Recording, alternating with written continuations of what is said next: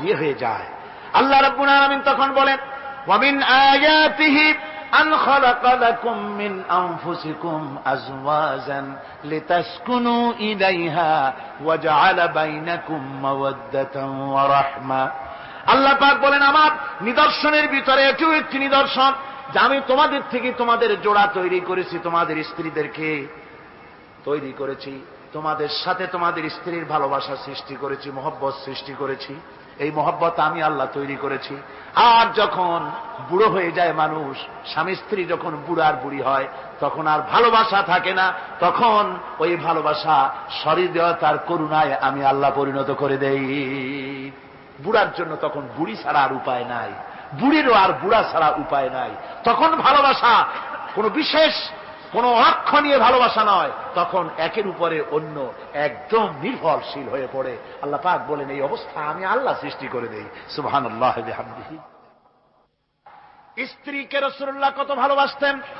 আল্লাহর নবী বলেছেন, আমার কাছে তিনটা জিনিস প্রিয়, একটা হচ্ছে সুগন্ধি, একটা হচ্ছে নামাজ, আর একটা হচ্ছে স্ত্রী। সুবহানাল্লাহ। স্ত্রী আমার কাছে প্রিয়। হুজুর বলেছেন, তোমাদের মধ্যে সেই ব্যক্তি উত্তম যে ব্যক্তি তার স্ত্রীর কাছে উত্তম। আমি আমার স্ত্রীদের কাছে উত্তম ব্যক্তি। সুবহানাল্লাহ।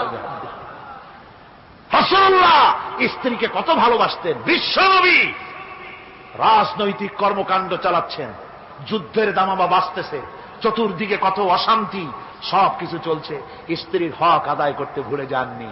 রাতের বেলায় হযরত আয়েশার বয়স কম, তাকে নিয়ে রাসূলুল্লাহ একটু সুযোগ পেয়েছেন, বলছেন, আয়েশা সব তো ঘুমিয়ে, চলো আমরা একটু দৌড়াই।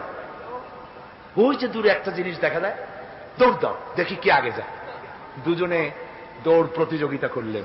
দৌড় প্রতিযোগিতায় হযরত আয়েশা ফার্স্ট হলেন, হুজুর পিছনে পড়ে গেলেন। হযরত আয়েশা খুব আনন্দ করলেন যে আপনি কিন্তু আমার সাথে দৌড়ে পারলেন। পরবর্তী কিছু কাল যাওয়ার পর হযরত আয়েশা বলেন, হুজুর আজকে আবার বললেন যে চলো আয়েশা একটু দৌড়াই।